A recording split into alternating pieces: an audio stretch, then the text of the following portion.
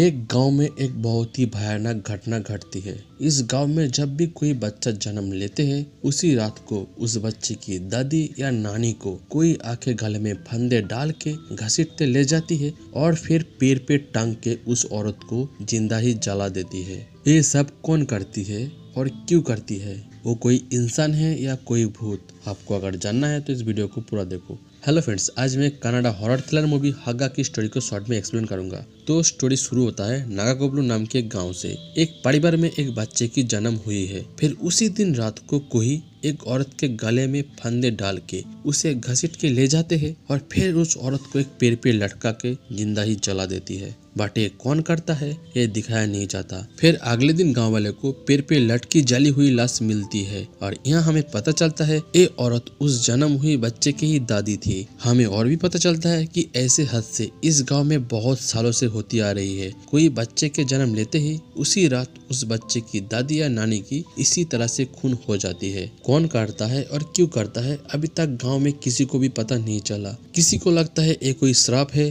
किसी को लगता है भूत या आत्मा के काम है और किसी को तो लगता है ये कोई इंसानी कर रहा है। तो अब गांव में एक मीटिंग बुलाया जाता है और यहाँ पे गांव के सरपंच उस बच्चे के बाप को ही डांट रहा था, क्योंकि उसे पहले से ही बोल दिया था कि बच्चे के जन्म से पहले ही उसके दादी को गांव से बाहर कहीं पे रख के आए। बट उसके दादी जिद करके पोते को देखने के लिए वापस गांव में आ गई थी और उसके साथ ये हादसा हो गई। तो सरपंच यहाँ पे सबको फिर से चेतावनी देता है, बच्चा होने से पहले दादी या नानी को गाँव से बाहर रख के आए। तब एक गाँव वाला पूछता है, सरपंच जी ये सिलसिला कब तक यही चलता रहेगा? तब सरपंच उसे बोलता है, जब भगवान चाहेगी तब जरूर किसी को भेजेगी ये सब रोकने के लिए। और तभी यहाँ पे एंट्री करता है राम नाम से एक लड़का। क्या ये राम ही वो भगवान की दूत है जो कि इन गांव वालों को बचाएगा? ये तो बाद में ही पता चलेगा, क्योंकि फिलहाल राम खुद ही प्रॉब्लम में फंसी हुई है। राम गाँव की सरपंच की बेटे है और राम इसी गाँव की एक लड़की मल्लिक को प्यार करता है। बट मल्लिक के माँ उनके रिश्ते से खुश नहीं था। मल्लिक के माँ नहीं चाहती थी उसकी बेटी की शादी इसी गांव में हो और मल्लिक के बच्चा होने के बाद उसे भी बाकी दादी या नानी की तरह मारना पड़े। बट राम रोज रात को चुपके से मल्लिक से मिलने जाता है। बट एक रात को जब मिलने जाता है तब ये बात मल्लिक के माँ को पता चल जाती है। फिर अगले दिन मल्लिक के माँ राम के घर में आके बवाल करने लगती है। तब राम के बाप सरपंच जी मल्लिक के माँ को दोनों की शादी करवाने के लिए बोलता है। बट मल्लिक के माँ बिल्कुल ही राजी नहीं होती है। इसके बाद पता चलती है कि मल्लिक और उसके माँ इस गाँव को ही छोड़ के चली गई है और फिर मल्लिक की शादी दूसरी जगह पे करवा दिया है। और ये न्यूज सुनने के बाद राम बहुत ही सैड हो जाता है। उसे लगा था मल्लिक जैसे तैसे अपने माँ को समझा ही लेगी, पर उल्टा वही दूसरे जगह पे शादी कर ली है। बेटे की ऐसे हालत देखकर राम की माँ उसे बोलती है, कुछ दिनों के लिए तेरे मामा के पास घूम के आ, अच्छा लगेगा। और तब राम माँ के बात सुन के शहर में अपनी मामा के पास चला जाता है। बट यहाँ भी आके राम दारू पी के मामा और उनके दोस्त को अपनी अधूरी प्रेम कथा सुनाने लग जाता है। तब राम के मामा बोलता है, देख भांजे जो गई सो गई, तेरे लिए दूसरी अच्छी लड़की ढूंढ के उसे पटाने के आइडिया भी दूंगा। फिर अगले दिन न्यूज़पेपर देखकर मामा को आइडिया आता है, इस शहर में बहुत रिपोर्टर लड़की है। तब वो राम को बोलता है, भांजे तू अच्छी रिपोर्टर लड़की ढूंढ के उसे अपनी गांव की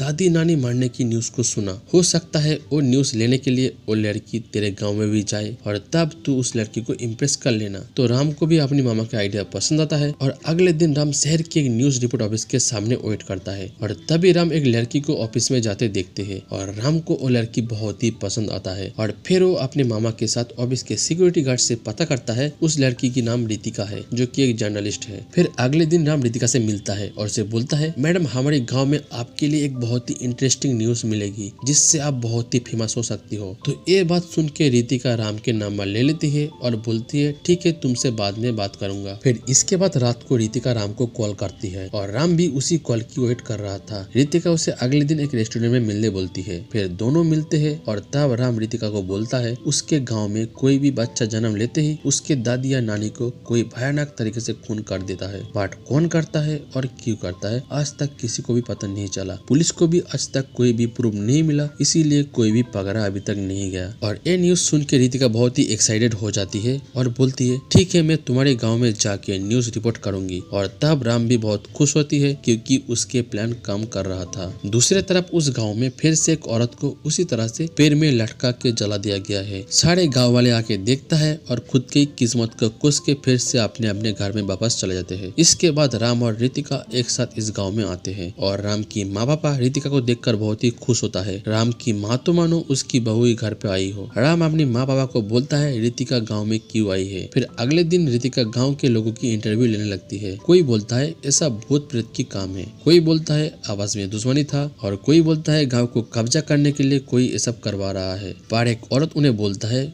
उसे लगती है कोई इस गांव पे काला जादू कर रहा है। ये सुन के राम को भी खटकता है क्योंकि उसने एक बार गांव के शमशान में गहरी रात को एक चादर ढके किसी आदमी को देखा था जो कि एक कब्र को खोद रहा था। और ये बात तब राम रितिका को बोलता है और उनके बातें सुन के एक किसान उन्हें आके बोलता है उसने भी जंगल के अंदर एक पेड़ पे काला जादू की चीजें लटकी हुई देखा है। और ये सुन के राम और रितिका उस आदमी के साथ उस जगह पे जाने लगते हैं और जाते जाते वहाँ पे रात हो जाता है। और फिर वो लोग जंगल के एक पेड़ पे काला जादू की गुड़िया वगैरह लटकी हुई देखती है। बट तभी कुछ दूरी में उन्हें आग जलती दिखाई देता है और तभी वो लोग पास जाके देखता है एक बूढ़ी औरत और एक आदमी आग जला के कुछ रिचुअल वगैरह कर रहे थे। और ये देखकर राम बहुत ही गुस्सा हो जाते हैं और बोलता है तुम लोग ही गाँव में काला जादू कर रहे हो। ये सुन के वो बुढ़िया बोलते है नहीं बेटा, हम तो खुद ही इस गांव को सावित्री की आत्मा से बचाने के लिए ये सब कर रहे हैं। फिर बुढ़िया इन लोगों को सावित्री की कहानी सुनाने लगती है। इस गांव की जमींदार परिवार में सावित्री नाम से एक लड़की बहू बन के आई थी। बट शादी के बाद सावित्री की जब भी कोई बच्चे हुए तब वो हर एक बच्ची लड़की बच्ची जन्म हुई थी। पर सावित्री की सास श्री चंडी को चाहिए था पोता जो कि इस परिवार को आगे बढ़ाए। श्री चंडी बहुत ही क्रूर और खतरनाक औरत थी।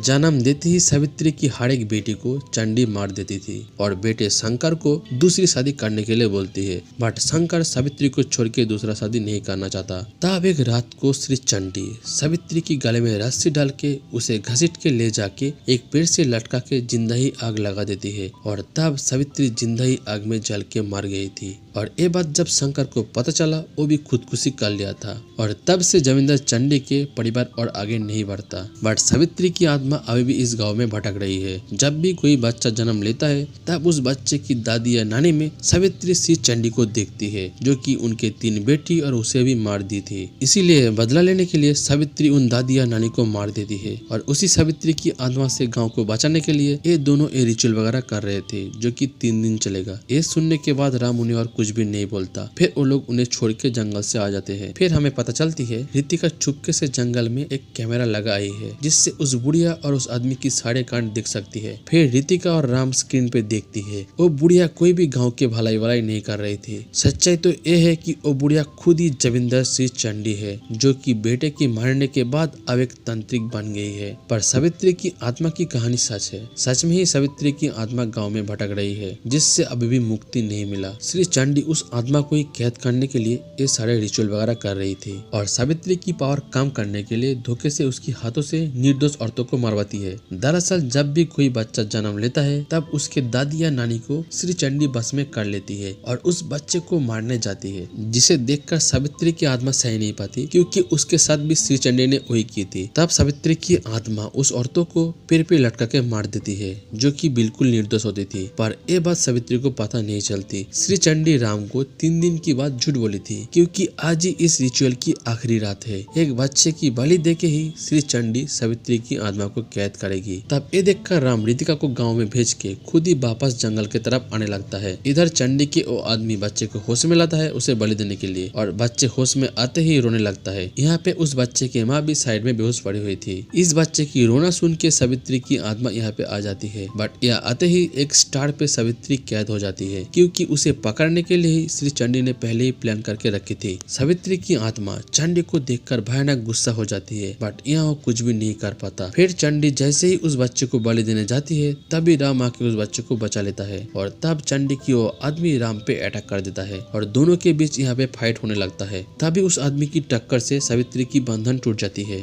और सावित्री आजाद हो जाती है। फिर फिर सावित्री की आत्मा चंडी को हमला करती है, पर वो चंडी को कुछ भी नहीं कर पाती क्योंकि अब तक सावित्री की पावर बहुत ही कम हो गई थी निर्दोष लोगों को मारने की वजह से, और चंडी की पावर अब बहुत ही बढ़ गई थी ये रिचुअल वगैरह करके। चंडी के हाथ में एक जादू स्टिक भी है जिससे चंडी को पावर मिलती है। तो यहाँ पे सावित्री की आत्मा चंडी को कुछ भी नहीं कर पा रही थी। उधर राम चंडी की उस आदमी को मार देता है और देखता है इधर सावित्री चंडी को कुछ भी नहीं कर पा रही। तब राम एक चाकू मार के चंडी के एक हाथ काट लेता है जिसमें जादू स्टिक था, और हाथ काटते ही चंडी के सारे पावर खत्म। और तब सावित्री की आत्मा चंडी के गले में फंदे डाल के उसे घसीट के ले जाकर एक पेड़ पे लटका के जिंदा जला देती है, जैसे श्री चंडी ने सावित्री के साथ किया था। और यहाँ पे श्री चंडी की मौत हो जाती है। अब तक रितिका सारे गांव वाले को यहाँ पे लेकर आ जाती है और उधर चंडी की आत्मा को भी मुक्ति मिल जाती है। फाइनली अब सारे गांव वाले बहुत ही खुश होता है क्योंकि उनके प्रॉब्लम अब खत्म हुआ। सब राम की बहुत ही तारीफ करने लगता है। फिर एंड में राम और रितिका भी शादी हो जाती है क्योंकि एक दूसरे से प्यार हो गए थी, और यहीं पे मूवी खत्म हो जाता है। सो फ्रेंड्स, आपको अगर ये वीडियो पसंद आया तो एक लाइक करो और अगले वीडियोस को देखने के लिए चैनल को सब्सक्राइब करो। Thank you.